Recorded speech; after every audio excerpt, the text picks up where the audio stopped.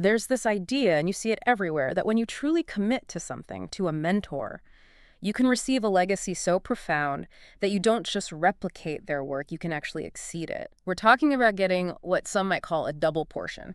And that concept, that double portion, is the entire foundation for this deep dive. We're working from a really structured analysis of a classic story of the succession of the prophet Elijah by his protege Elisha. Right, from the book of 2 Kings. Exactly, 2 Kings chapter 2. And our source here is an outline that comes from a message given by Pastor W.F. Kumuyi at a conference back in March of 2025. So our mission today is not just to retell the story, it's really to unpack the blueprint that the source provides. It treats the story of Elisha less like ancient history and more like a how-to guide. What was the exact sequence of his mindset, his commitment, and his actions that allowed for this incredible transfer of spiritual power? And, what does that mean for us? Precisely. The core idea from the source is that this whole thing was divinely orchestrated. God is framed as the perfect matchmaker who set up not just the first meeting, but that spectacular final transfer of the prophetic mantle. It's all about being in the right place at the right time with the right heart. Okay, so let's start there at the beginning, the context of the calling. Elijah gets this instruction to anoint Elisha, to have him stand in the room of the prophet. What was Elisha even doing when this happened? Well, this is what's so crucial. He wasn't idle. The source makes a huge point of this. He was, quote, busy and productive in his day-to-day life. He was doing his regular job. And what was that job? He was plowing a field with 12 yoke of oxen. Now, you have to understand that detail is critical. To own 12 yoke of oxen back then, that meant Elisha was a man of very considerable wealth. He was an asset owner. So he was already successful, already established. That makes what he does next even more weighty. It's like Moses shepherding or Peter being a working fisherman. God seems to call people who are already engaged. Absolutely. So when Elijah just walks by and throws his mantle on him, Elisha's response is immediate. He kills the oxen, he burns the plowing equipment for fuel, and he cooks the meat for everyone. He literally liquidates his entire former life. Wow. He walked away from a comfortable, successful career for this incredibly uncertain life of service. The cost of entry was just total sacrifice. And his first job wasn't exactly glamorous, was it? He wasn't out there prophesying right away. The text says he was pouring water on Elijah's hands. What does the source make of a detail like that? It's defined as radical servanthood. Pouring water on the master's hands, that was the job of a dedicated, intimate servant. It showed humility, it showed proximity, and just absolute availability. He was close enough to learn, not just watching from a distance. And that relationship, that closeness, is what sets up the transfer of the mantle itself. That's it. That physical cloak, the mantle, it becomes the symbol and the instrument of power. Elisha eventually gets it. He uses it to part the Jordan River. It establishes his authority. The source really hammers home how important it is to recognize these mantles, these assignments, given through ministry. And that mantle was a clear sign. So looking ahead at Elisha's whole career, the source says he eventually showed 7 specific gifts of the Spirit, right? Yes, it draws a direct line. The word of wisdom, word of knowledge, discerning of spirits, prophecy, the gift of faith, healing, and the working of miracles. It's implying that this intense, committed pursuit unlocked a full spectrum of spiritual ability. That's a perfect setup for the main principles. So Elisha makes the sacrifice, he proves his servitude, but then comes the real test of endurance. Let's talk about that first principle, earnestly seeking the spiritual power.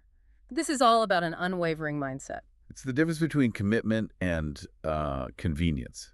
Elijah knows his time is short, so he basically puts Elisha through this spiritual fitness test. He tries to dismiss him 3 separate times. He keeps saying, tarry here, stay behind. Yes, urging him to tarry here, testing his resolve as they move through 3 key locations. And these places are significant, aren't they? It's not a random walk. Not at all. The source's analysis of the geography is really symbolic. They go from Gilgal, which represents a kind of fresh start or repentance, then to Bethel, which means house of God, a place of established worship, and finally to Jericho, which was, a historically cursed city. So Elijah is basically asking him to quit at the point of new beginnings, then at the center of worship, and then finally at a place of deep spiritual challenge. Exactly. But Elisha just refuses to be stopped. It doesn't matter what the test is. And his response is always the same, this incredibly personal, intimate oath. As the Lord liveth, and as thy soul liveth, I will not leave thee. He is spiritually glued to his master. And it's only after they cross the Jordan River, which is a huge symbol of transition, that Elijah finally turns and asks him what he wants. And Elisha's answer is just Stunning. I pray thee, let a double portion of thy spirit be upon me. We have to understand what double portion really meant in that context. In Israelite tradition, the firstborn son received a double share of the father's inheritance. So he wasn't just asking for more power. No, not just twice the miracles. He was asking to be recognized as Elijah's true spiritual heir and successor. He wanted the authority to carry the legacy forward. It was a request for the birthright. That adds so much weight to it. So for you listening, what's the application here? What does the source say about how you get this kind of power today? The main principle is just that sincere, unwavering pursuit. The source suggests that spiritual capacity can be gained by simply being present where God has placed his name and ordained his servants. You have to seek with all your heart. But the key is, you have to keep on serving. You seek, you serve, and the power flows through that channel of commitment, even if you don't feel it right away. That idea of serving while seeking leads us right into the second principle, which is about maintaining that focus by expressly shutting off the distractions.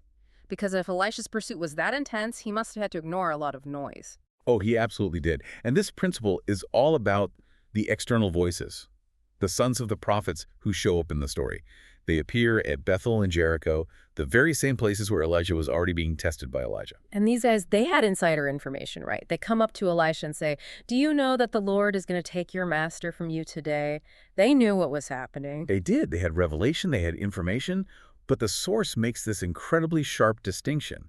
They didn't have action. They were spectators. They knew what was going on, but they didn't have the grit to actually follow through. They were just commentators on the sidelines. That's a perfect way to put it. And Elisha's reaction is so fast and decisive, he just shuts them down. "Yea, I know it. Hold ye your peace." He completely refuses to get drawn into their conversation, their speculation. And that was critical because when Elijah and Elisha finally get to the Jordan, what do those 50 men do? They just stand to a view afar off. They were onlookers, not participants. They watched the miracle, but they never positioned themselves to receive the power. The source has a pretty strong warning here, though. It talks about not focusing on the shortcomings of leaders, like Elijah's past depression. Is it saying that any look at the human reality of a leader is destructive, or is it about the motive? It's about how that focus affects your prospects. Yeah. It specifically warns against dwelling on the shortcomings of God's servants, like Elijah feeling depressed or wanting to quit earlier in his life. The argument is that focusing on those past, forgiven failures is a distraction designed to destroy your own future. It kills your ability to receive from them. So the goal is to concentrate your mind so intensely on the prize that all that negativity just burns away. Exactly. The analogy the source uses here is one of the most powerful in the whole message. It says you have to concentrate your attention on spiritual power just as light shines through a prism to burn foil. Wow. That's the level of focus required. And energy is so concentrated that it becomes destructive to anything that isn't the goal. And that laser focus is what pays off. Which brings us to the final principle. Evident saturation with the spirit of power. This is the climax, the manifestation. Elisha asked for a hard thing, the double portion. And Elijah gives him this deceptively simple condition. He says, "If thou see me when I am taken from thee, it shall be so unto thee. But if not, it shall not be so." So after all the tests of separation, all the tests of distraction, the final test is just keeping your eyes on him. An unbroken gaze. He had to be totally focused on Elijah until the very end.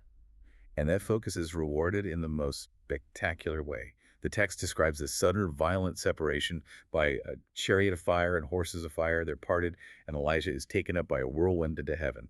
And Elisha sees it all. He keeps his focus, and he cries out, my father, the chariot of Israel and the horsemen thereof." The proof that it worked wasn't just an internal feeling. It was immediate, external, public validation. Elisha picks up the mantle that fell from Elijah. He walks back to the river, and he performs the exact same action. He strikes the water and asks, "Where is the Lord God of Elijah?" And the waters part hither and thither, just like they did for his master. This confirmed everything. And those sons of the prophets, the 50 men who were watching from far away, they see this happen. And they're the ones who declare, "The spirit of Elijah doth rest on Elisha." They bowed down to him. The power transfer was undeniable. And the impact of this is seen throughout the rest of Elisha's life. The source points out he went on to perform a huge number of miracles. Yeah, he's credited with performing what the source counts as twice the miracles that Elijah did. His ministry was long, it was comprehensive, healing poisoned water, raising a boy from the dead, all the way up to this final incredible miracle where a dead man is resurrected just by touching Elisha's bones in his tomb. Unbelievable. And the final lesson here is just absolute. The power doesn't follow the onlookers, the talkers who don't follow through. It follows determined, focused, committed action. So let's bring this all together. So, The blueprint from this source for achieving that kind of profound transfer, it seems to rest on three non-negotiable things. First, the earnest pursuit, just sticking close no matter what. Second, the active avoidance of distraction, shutting off the noise and negativity. And finally, following through all the way to the end, to the point of manifestation. it's a framework that can be applied to almost any pursuit. The message explicitly says it's meant to guide believers to victory in life and ministry, but it's also presented as principles of success in academics and careers for young people.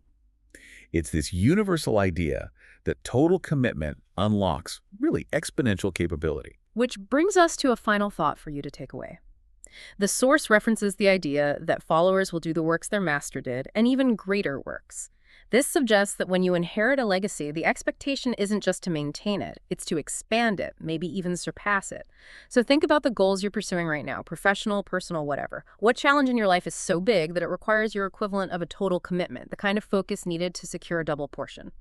What are you willing to burn, like Elisha's oxen, to make that commitment absolute?